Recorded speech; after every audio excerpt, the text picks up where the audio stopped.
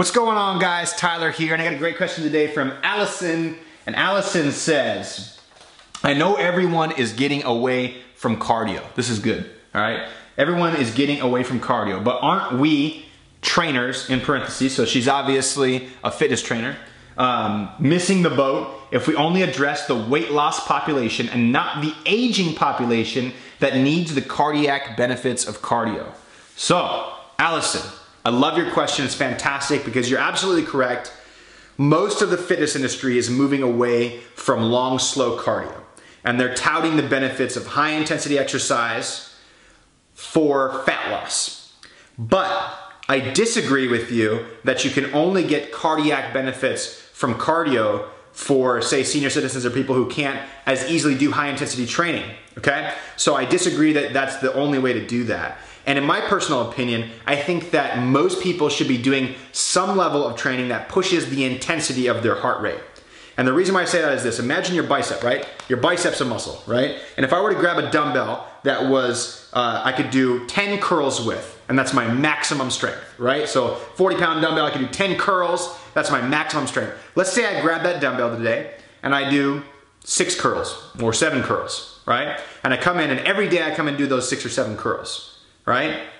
Am I ever going to build strength? Is my muscle, my bicep muscle, ever going to build strength? Well, you'll maintain it, maybe, but you're not going to build it because it takes intensity to change how a muscle works, right? I'm not going to build a large muscle or an efficient muscle or a strong muscle by going 30 to 40% below my available intensity levels. Now, why did I talk about the bicep? The reason why is because your heart is another muscle, okay? And so when you exercise your heart to 65 to 75% of its intensity level, which is what they recommend with traditional cardio, you don't build as much strength. You don't build the capacity to pump through something when you really need it.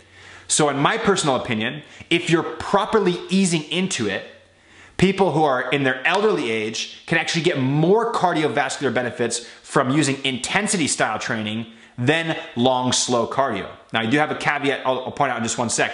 The point is, you don't want to do this with exercises that are risky, okay? So if you're a senior citizen, you don't want to go out there and do, you know, maybe double unders or kettlebell snatches and things like that.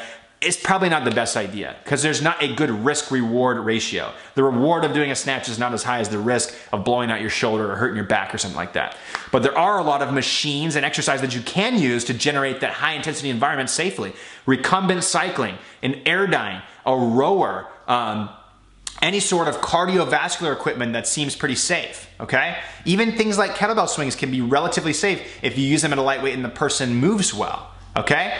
So personally speaking, I would put somebody on a recumbent bike or a rower and I would have them work in intervals just like they would normally with high intensity training, but we'd start at that aerobic level and push themselves slowly over time to the point where they're working more towards high intensity training, and they'll get the cardiac benefits from that as well as the body fat regulation benefits. Now, another thing to think about real quick is we want to maintain movement throughout the daily life. So the only thing I would add to that for somebody who's a senior citizen or is elderly and they're looking to get cardiac benefits is walking, all right? Is to maintain movement, walking, gardening, hiking, going outside, moving around. It's so critical regardless of whether or not you're doing strength training and high intensity training. Moving around is critical.